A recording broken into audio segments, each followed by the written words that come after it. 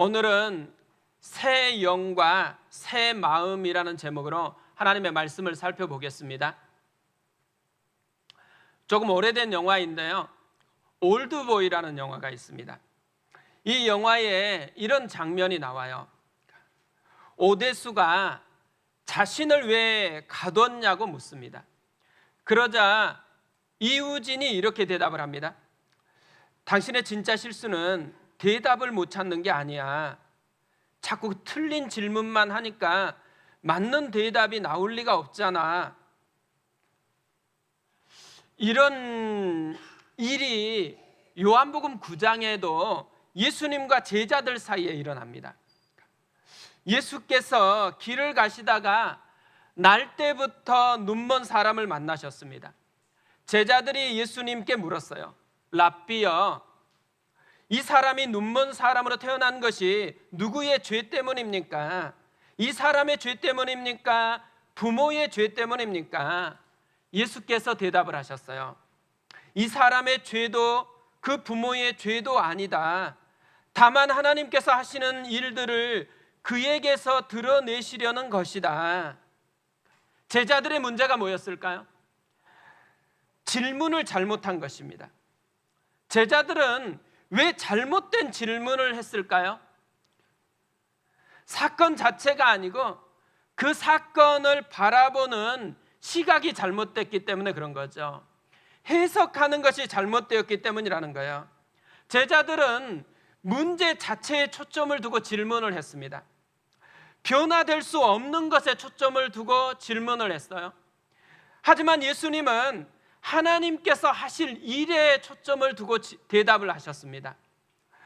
변화될 수 있는 가능성에 초점을 두고 대답을 하셨습니다. 어려운 일이 찾아왔었을 때 제자들처럼 생각하는 사람이 많을까요? 아니면 예수님처럼 생각하는 사람이 많을까요? 우리에게 갑작스러운 어려움이 찾아왔다. 우리는 제자들처럼 행동할까요? 아니면 예수님처럼 행동할까요? 역전이라는 말이 있어요. 이 역전이라는 말은 예상치 못한 사건의 반전이 일어난다는 뜻인 거죠. 나면서부터 눈먼 이 사람에게 예수님을 통해서 역전이 일어났습니다.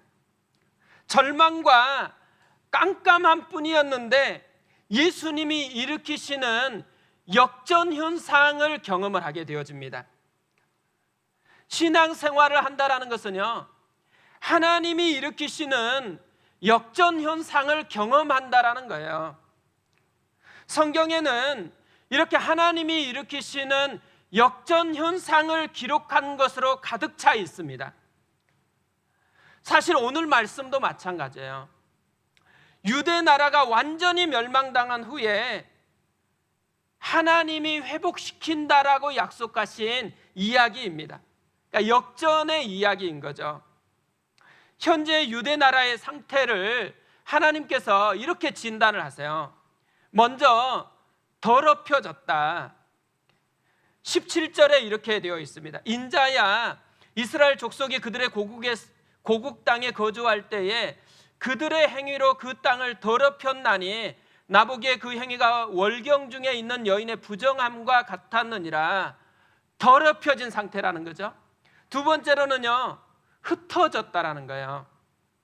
18절부터 보면 이렇게 되어 있습니다. 그들이 땅 위에 피를 쏟았으며 그 우상들로 말미암아 자신들을 더럽혔으므로 내가 분노를 그들 위에 쏟아 그들을 그 행위대로 심판하여 각국에 흩으며 여러 나라에 해쳤더니, 흩어졌는데 왜 흩어졌냐? 하나님의 심판 때문에 흩어졌다라는 거예요. 여기서 끝나지 않고요, 하나를 더 말씀하세요. 세 번째로는 하나님의 이름이 더러워졌다입니다. 20절에 이렇게 되어 있습니다. 그들이 이른바 그 여러 나라에서 내 거룩한 이름이 그들로 말미암아 더러워졌나니 곧 사람들이 그들을 가르쳐 이르기를 이들은 여호와의 백성이라도 여호와의 땅에서 떠난 자라 하였음이라. 뭘 알 수 있어요? 교회가 잘못되면 하나님의 이름도 더럽혀진다라는 말이에요. 우리가 하나님의 자녀가 되는 순간 하나님과 우리는 공동 운명체가 되었다라는 말이죠. 이것이 에스겔 시대의 현실이었어요. 한마디로 하면 망했다예요. 마치 나면서부터 눈먼 사람과 같은 상태가 되어버렸습니다. 스스로의 힘으로는 아무것도 할 수가 없어요. 정말 답답하고 절망스러운 현실이 그들의 현실이었습니다. 그런데 이런 현실에서 하나님이 역전을 시작한다라는 거예요. 하나님이 일으키시는 역전 현상 첫 번째로는 다시 나라를 회복시켜 주십니다. 24절에 이렇게 되어 있습니다. 내가 너희를 여러 나라 가운데에서 인도하여 내고 여러 민족 가운데서 모아 데리고 고국 땅에 들어가서 다 흩어졌는데 다시 모아가지고 고국 땅으로 돌아오게 해 주셨습니다. 두 번째로는요, 정결하게 해 주셨다고 합니다. 25절에 이렇게 되어 있습니다.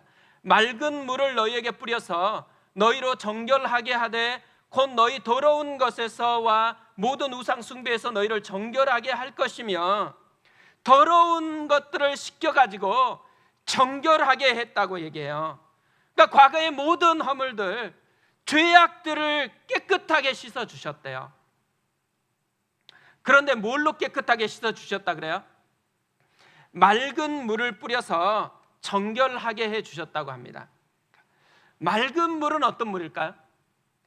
우리 생각에는 깨끗한 물일 것 같잖아요. 그런데 아니에요. 특별한 물입니다. 민수기 19장에 보면 여기서 말하는 맑은 물이 무엇인지를 우리에게 알려줘요. 사실 막 굉장히 땅 깊은 곳에서 끌어낸 깨끗한 물처럼 우리는 생각하지만 우리가 보기에는 굉장히 더럽다고 생각할 수 있는 물이에요. 잿물이에요. 잿물. 이 잿물은 하나님이 제사장들에게 특별하게 만들라고 요구한 물입니다. 온전하고 흠이 없고 아직 멍에를 매지 않았던 붉은 암송아지를 끌고 와서 잡아가지고 번제처럼 제단에 불살라요. 그리고 백향목과 우슬초와 홍색 실을 가져다가 함께 불사릅니다. 이렇게 만들어진 재로 만든 물이 정결 예식에 사용되었다라는 거예요. 우리에게 뭘 알려주고자 하는 것일까요? 이 잿물은 예수 그리스도의 보혈의 능력을 의미한다라는 거예요. 우리의 죄를 위해서 흘리신 예수 그리스도의 보혈이 우리를 정결하게 하는 하나님의 잿물이라는 것이죠. 우리가 아무리 죄를 주홍같이 붉게 지었다고 할지라도 그 죄보다 예수님의 보혈이 정결하게 하는 그 능력이 훨씬 더 강하다라는 거죠. 아무리 큰 죄를 범했을지라도 예수님이 흘리신 보혈보다는 비싸지 않다라는 거예요. 그리스도의 보혈로 용서받지 못할 죄가 없다라는 것이죠. 그래서 이사야 1장 18절에서는 이렇게 선포를 하는 거예요. 여호와께서 말씀하시되 오라 우리가 서로 변론하자. 너희의 죄가 주홍 같을지라도 눈과 같이 희어질 것이요 진홍같이 붉을지라도 양털같이 희게 되리라. 고국에 돌아왔잖아요. 근데 첫 번째로 하는 게 정결하게 하는 것이었습니다. 정결하게 하는 것이 왜 이렇게 중요하다고 생각했을까요? 더러운 채로는 거룩하신 하나님께 나아갈 수가 없기 때문에 그런 것이죠. 하나님과 사귈 수가 없기 때문에 그런 것이죠. 청년 시절에요, 일본의 도쿄로 단기 선교를 갔다 왔거든요. 교회를 빌려가지고 집회를 준비하고 이제 다 나가가지고 복음을 전하면서 초대하는 거예요. 근데 일본 분들은 네라고 대답은 되게 잘해요. 근데 아무도 오려고 생각을 안 하는 거예요. 시간이 다 됐는데 한 명도 오는 사람이 없는 것입니다. 그때 선교사님이 갑자기 지하도로 들어가더니만 홈리스하고 이야기를 하는 거예요. 그리고 이 홈리스들을 다 데리고 교회로 오셨습니다. 갑자기요, 이 견디기 힘든 역겨운 냄새, 이게 공간을 가득 채웠어요. 그날 이 홈리스들만 상대해가지고 준비했던 공연을 다 마쳤거든요. 그리고 후에도 며칠 동안 냄새가 안 빠졌습니다. 저는 그날 너무 충격적이어가지고 그 현상을 보면서 깨달은 게 두 가지가 있어요. 하나는 우리에게는 이렇게 역겹게 느껴지는데요, 홈리스들은 냄새를 하나도 느끼지를 못해요. 죄의 더러움에 오래 방치돼 가지고 익숙해지면요, 자기가 죄를 범하는지 모른다라는 거예요. 옆에 사람들은 힘겨워하는데도 자신은 하나도 불편함을 느끼지 못한 채로 살아갈 수 있다라는 것을 보여주는 거죠. 또 하나요, 왜 홈리스인지를 알겠더라고요. 너무 더러우니까 그 역겨움 때문에 함께 살 수가 없는 거예요. 그러니까 홈리스에서요, 리스를 빼려면 반드시 정결하게 하는 것이 필요하다라는 것을 깨달았어요. 하나님이 정결하게 하려는 이유가 어디 있어요? 홈리스 인생에서 리스를 빼려고 하는 거예요. 그래서 함께 살고 싶은 것이죠. 같은 공간에만 존재하는 게 아니고 같은 공간에서 함께 교제하고 함께 사랑을 나누면서 살고 싶은 것이죠. 또 하나요, 하나님이 하시는 게 있어요. 마음을 바꾸어 주시는 일입니다. 고국으로 돌아와서 이제 정결하게 됐어요. 그런데 그것으로 충분하지 않다라는 거예요. 마음과 마음이 이어져야지만 사랑의 관계가 시작되는 것이잖아요. 하나님은 자기 백성과 사랑의 관계를 맺고 싶어 하시는 것이죠. 그래서 마음을 바꾸어 주시는 일을 하세요. 새 마음으로. 새 마음은 어떤 마음일까요? 오늘 말씀을 보면 두 가지 마음인 것을 우리에게 알려줘요. 첫 번째로는 돌 같은 마음이 아니고 부드러운 마음이라고 이야기를 합니다. 27절을 보세요. 새 영을 너희 속에 두고 새 마음을 너희에게 주되 너희 육신에서 굳은 마음을 제거하고 부드러운 마음을 줄 것이며, 생물이 살았을 때는요, 다 수분이 있어서 부드럽습니다. 하지만 생명 없는 나무는요, 수분이 빠져가면서 점점 딱딱해져요. 나무만 그런 거 아니에요. 사람도 어렸을 때는 수분이 풍성하니까 피부가 관리 안 해도 다 좋아요. 근데 나이가 점점 들어가면 어때요? 막 관리를 엄청 하는데도 불구하고 수분이 빠져가니까 그렇게 아이와 비교하면 비교가 안 되는 그런 모습을 가지게 되어진다는 거죠. 여기서 굳은 마음이 됐다, 이 말은요, 수분이 빠져서 돌처럼 딱딱한 마음이 되었다라고 여겨질 수 있다라는 거예요. 예전에 신앙의 선배들은요, 신앙생활에 세 가지 수분이 필요하다 그랬어요. 눈물과 땀과 피입니다. 은혜를 아는 기쁨이 만들어내는 눈물이 있어야 된다라는 거예요. 그런데 회개의 눈물이 마르면 점점 딱딱해진다라는 거예요. 교회를 사랑해서 흘리는 땀이 있어야 된다라는 거예요. 그런데 이 땀이 없어지면 점점 딱딱한 신앙이 되어진다라는 거죠. 그리스도의 피가 공급돼서 계속적으로 우리의 삶을 끌고 가면 부드러워져요. 그런데 열심히 하는데도 불구하고 그리스도의 피가 흐르지 않으면 딱딱해진다라고 이야기합니다. 하나님의 생명이 연결됐을 때요, 자연스럽게 눈물이 흐르고 자연스럽게 주를 위해서 헌신하고자 하는 땀이 흐르고, 자연스럽게 우리 속에 그리스도의 피의 은혜를 아는 이 수분이 우리 속에 가득 차게 되어진다라는 것이죠. 그래서 부드러운 마음이 되어진다라는 거예요. 또 하나의 마음은요, 말씀을 향한 마음이에요. 27절에 이렇게 되어 있습니다. 또 내 영을 너희 속에 두어 너희로 내 율례를 행하게 하리니 너희가 내 규례를 지켜 행할지라. 전에 이스라엘 백성이 어땠어요? 말씀에 대해서 반항을 했어요. 말씀을 무시했었어요. 그런 마음 상태였습니다. 그런데 이제는 말씀을 사랑하고 말씀을 순종하는 마음으로 바꾸어주겠다라는 거예요. 우리가 은혜를 받으면 우리 속에 일어나는 아주 뚜렷한 현상이 뭐냐면 말씀을 대하는 태도가 바뀌어요. 자꾸 말씀을 보고 싶어져요. 자꾸 말씀을 듣고 싶어져요. 그리고 그 말씀을 알고 싶어져요. 그러면서 그 말씀을 사랑하니까요, 그 말씀대로 살아보고 싶어지는 그런 변화가 우리 속에 자연스럽게 일어나게 되어 있는 것이죠. 사실 우리가 외적인 행동을 바꾸는 건 굉장히 쉬워요. 아니, 꼭 쉬운 건 아니에요.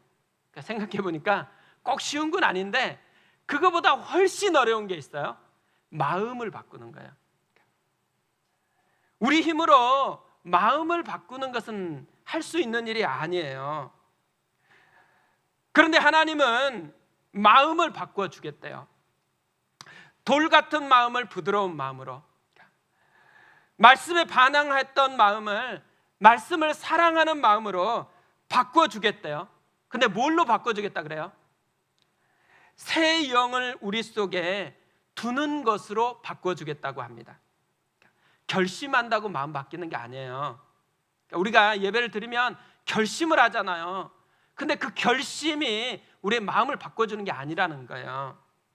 특수훈련을 받았다고 막 제자훈련을 받고 사역훈련을 받고 여러 가지 훈련을 받았다고 마음이 바뀌는 게 아니라는 거예요. 마음은 뭘로 바뀌는 거예요? 우리 속에 임하신 성령님을 통해서 바뀌어진다라는 거죠. 이것을 정말 잘 보여주는 게 제자들이었어요. 복음서의 제자들하고 사도행전의 제자들 보면 확연히 이것이 드러납니다. 똑같은 사람들이잖아요. 근데 복음서에서 보여주는 제자들의 모습하고 사도행전에서 보여주는 제자들의 모습은 확연히 차이가 있어요. 복음서의 제자들의 모습을 보면 약간 돌 같은 마음 같다는 생각을 해요. 그런데 사도행전에서 나오는 제자들의 모습을 보면 정말 부드러운 마음이 있어요. 말씀을 향하여서 뜨거운 마음이 제자들에게 보여진다라는 거죠. 이 복음서의 제자들하고 사도행전의 제자들의 차이가 뭘까요? 딱 하나밖에 없어요. 성령님이 임하였느냐 그렇지 않느냐, 성령이 내 마음을 다스리고 있느냐 그렇지 않느냐가 이 변화를 만들어낸다라는 거죠. 하나님은요, 우리가 복음서의 제자로 살아가기를 원치 않으세요. 하나님은 우리가 사도행전의 제자의 모습으로 살아가기를 원한다라는 것이죠. 그래서 성령으로 우리 안에 들어와 계시는 거예요. 우리 안에 계신 성령님과 함께 살아가는 삶을 살라라는 것이죠. 근데 오늘 말씀을 우리가 자세히 묵상해 보면요, 하나님께서 굉장히 강조하는 표현이 하나 나옵니다. 내가예요, 내가. 하나님은 내가를 굉장히 강조해서 반복을 하고 있어요. 24절에 보면 내가로 시작을 했어요. 근데 28절도 보세요. 또 내가로 시작을 해요. 내가 너희 조상들에게 준 땅에서 너희가 거주하면서 내 백성이 되고 나는 너희 하나님이 되리라. 29절에서도 또 내가라고 시작합니다. 내가 너희를 모든 더러운 데에서 구원하고 곡식이 풍성하게 하여 기근이 너희에게 닥치지 아니하게 할 것이며, 그러니까 역전 현상을 일으키는 곳마다 내가로 시작하고 있어요. 24절에서도 내가, 28절에서도 내가, 29절에서도 내가를 굉장히 강조하고 있어요. 뭘 얘기하고 있는 거예요? 나라가 회복되어지는 것, 정결하게 되어지는 것, 마음이 바꿔지는 것 너희가 하는 게 아니고 내가 해주겠다라는 거예요. 근데 오늘 말씀 보면요, 왠지 또 생색내는 것 같잖아요. 하나님이 내가 하면서 계속 생색내는 것 같잖아요. 이렇게 하나님께서 생색내는 것 같은 이런 표현을 왜 굳이 이렇게 반복하면서 하고 있을까요? 뭔가를 알려주고 싶은 것이죠. 뭘 알려주고 싶은 것일까요? 이 모든 것이 다 은혜의 사건이라는 거예요. 그러니까 그 은혜를 알라라는 거예요. 그 은혜를 나의 사건으로, 너희의 사건으로 맛보아야 한다라는 것을 강조하고 싶은 것이죠. 더 이상 더러움에 끌려다니는 게 아니라 이 은혜를 자신의 사건으로 맛보아야 한다라는 거예요. 더 이상 죄책감에 매여가지고 죄의식에 빠지지 말고 깨끗하게 하시는 예수님의 사건을 자기 사건으로 자랑해야 된다라는 거예요. 더 이상 과거의 상처에 묶여가지고 아픔에 끌려다니지 말고 자유케 하시는 예수 그리스도의 십자가의 능력, 그 십자가의 사랑을 자신의 사건으로 누려야 한다라는 거죠. 역전의 은혜를 나의 사건으로 누려야 한다라는 거예요. 그러면서요, 이 역전의 은혜를 내 사건으로 어떻게 누릴 수 있는가를 36장에 보면 두 가지로 소개해요. 첫 번째로는 그때의 너희가의 회개를 하라는 거예요. 좀 복잡한데요, 설명 들으면 굉장히 쉬워요. 31절 이렇게 되어 있습니다. 그때의 너희가 악한 길과 너희 좋지 못한 행위를 기억하고 너희 모든 죄악과 가증한 일로 말미암아 스스로 믿게 보리라. 그때가 어떤 때요? 하나님이 이 은혜의 사건을 우리에게 이루어 주신다고 말씀하신 때예요. 그러니까 은혜를 깨달았을 때 회개를 해야 된다라고 요구하고 있는 것이죠. 용서받기 위해서 회개하라는 게 아니고요, 이미 용서를 받았기 때문에 회개하라는 것이에요. 우리 중에 보면 이미 예수님이 십자가에서 다 용서해 주셨는데 왜 굳이 회개해야 합니까? 이렇게 묻는 분들이 종종 있거든요. 왜 그래야 될까요? 회개하는 순간 나를 지배했던 것에서 벗어나고, 회개했던 그 순간 십자가의 사건이 내 사건으로 경험되기 때문이라는 거예요. 요한일서 1장 9절에서 이렇게 말씀을 합니다. 만일 우리가 우리 죄를 자백하면 그는 미쁘시고 의로우사 우리 죄를 사하시며 우리를 모든 불의에서 깨끗하게 하실 것이요. 이 말은요, 우리가 회개했기 때문에 용서해 줄 거라는 말이 아니에요. 우리는 이미 용서를 받았어요. 용서받았다라는 이 진리 위에서 우리가 자백할 때 어떤 일이 일어나냐면, 우리를 붙들고 있던 죄와 불의가 끌고 가는 것에서 해방되어진다라는 거예요. 그러니까 죄의식이 들고 죄가 나를 끌고 갈 때 뭘 해야 되는 거예요? 자백하면, 그러면 우리 안에 이 끌고 가던 것에서 해방하는 능력이 누려지게 되어 있다는 거죠. 그리고 예수님의 십자가의 사건이 2000년 전에 이루어졌잖아요. 2000년 전에 이루어진 십자가의 사건이 오늘 지금 나의 사건으로 경험되어지는 은혜를 누리게 되어진다는 것이죠. 우리는 죄를 지적하기 때문에, 죄가 생각났기 때문에 회개하는 수준에 있는 사람이 아니에요. 은혜를 알기 때문에 회개하는 사람이 되었다는 것이죠. 그렇기에 그때의 너희가의 회개를 해야 된다는 거예요. 두 번째로는요, 그래도의 기도를 해야 된다는 거예요. 37절에 이렇게 되어 있습니다. 주 여호와께서 이같이 말씀하셨느니라. 그래도 이스라엘 족속이 이같이 자기들에게 이루어 주기를 내게 구하여야 할지라. 내가 그들의 수요를 양떼같이 많아지게 하되, 이미 다 약속이 되었어요. 그럼에도 불구하고 하나님이 요구하는 게 한 가지 있어요. 그래도 기도해야 된다는 거예요. 예레미야가 시위 때 뜰에 갇혀 있을 때 하나님께서 나타나셔서 자신을 이렇게 소개를 해요. 일을 행하시는 여호와, 그것을 만들며 성취하는 여호와, 그 이름을 여호와라 하는 이가 이와 같이 이르시도다. 뭘 얘기해요? 내가 다 해주겠다라는 거잖아요. 그런데요, 이렇게 말하고 나서 바로 3절에서 이렇게 요구를 해요. 너는 내게 부르짖으라. 내가 내게 응답하겠고 내가 알지 못하는 그거 은밀한 일을 내게 보이리라. 뭘 요구해요? 그래도 기도해야 된다는 거예요. 그래도의 기도가 크고 은밀한 일, 하나님이 계획하신 것을 자기 사건으로 경험하게 하는 통로가 되어진다는 거죠. 예수님도 마찬가지였어요. 마태복음 6장 8절에서 이렇게 말씀을 하세요. 그러므로 그들을 본받지 말라. 구하기 전에 너희에게 있어야 할 것을 하나님 너희 아버지께서 아시느니라. 구하기 전에요, 다 하신대요. 뭐가 필요한지, 뭘 주고 싶어 하는지 하나님의 마음이 다 있다라는 거예요. 그런데요, 이렇게 얘기하고 나서 9절에서 이렇게 말씀하시는 거예요. 그러므로 너희는 이렇게 기도하라. 하늘에 계신 우리 아버지여, 이름이 거룩히 여김을 받으시오며.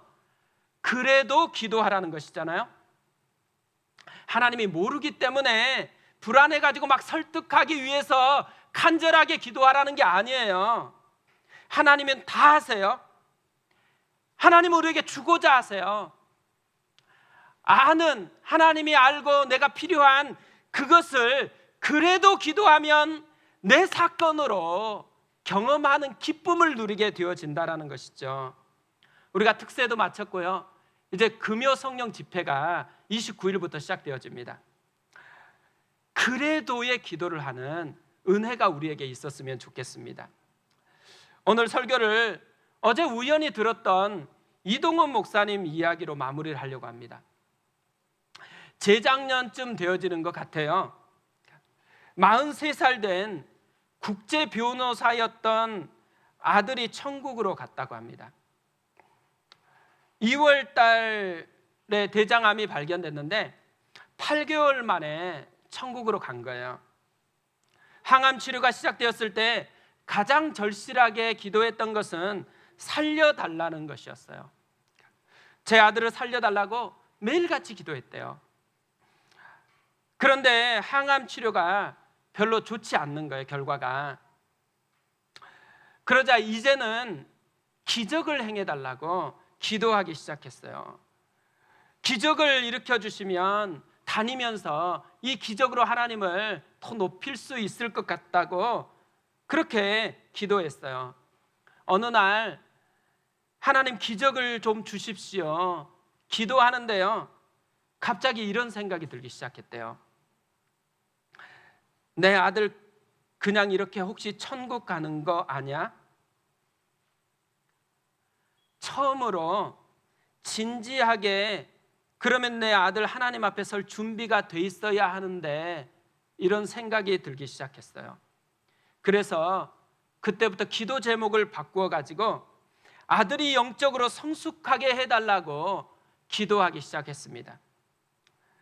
그런데 신기하게 이 기도를 시작했는데요, 하나님께서 먼저 자신에 대한 회개 기도를 하게 이끌었다라는 거예요. 이렇게 말씀을 하시더라고요. 내가 내 아들을 제대로 키웠나? 하나님을 정말 사랑하는 자로 키웠나? 제 아들이 로스쿨을 1등으로 졸업했을 때 그게 나에게 더 커다란 기쁨이었고 커다란 자랑이었지, 정말 진지하게 신앙생활한다고 그것을 더 기뻐하지 못했던 내 모습, 자식이 잘 되는 것을 훨씬 더 기뻐했지, 내 아들이 하나님과 가까워지는 것을 참으로 기뻐하지 못했던 내 모습에 회개를 시키셨어요. 아들을 위해서 기도하면서요, 자신을 계속해서 만져서 회개케 하시는 하나님을 깊이 만났다라는 거예요. 그러던 어느 날 아들과 전화를 하면서 이렇게 물었대요. 아들아, 너 요즘 하나님과의 관계가 어떠니? 아들이 이렇게 대답을 했습니다. 아빠, 걱정 마세요. 주님께 집중하고 있어요. 그리고 8개월 만에 하나님의 부르심을 받았습니다. 목사님이 이렇게 말씀을 하셨어요. 슬프면서도 아프면서도 감사가 있었습니다. 주님께 집중하다가 주님의 품에 안긴 것을 알았기 때문에. 하나님은요, 역전의 하나님이세요. 하나님의 역전은 우리가 뭘 도와준 게 아니에요. 전적으로 하나님의 사건이고 전적으로 하나님의 은혜입니다. 그것을 우리가 가장 최고의 가치로 누리기를 원하는 거죠. 우리뿐만 아니라 우리의 자녀들이 이 최고의 가치를 정말 절절하게 경험하기를 원하는 것이죠. 회개를 통해서 그리스도의 십자가의 은혜를 내 사건으로 깊이 맛보는 것, 그래도 기도하면서 지금 역사하시는 하나님의 은혜를 내 사건으로 깊이 맛보는 것, 이것이 오늘 우리를 향한 하나님의 초대입니다. 이 하나님의 은혜를 내 사건으로 경험했으면 좋겠습니다.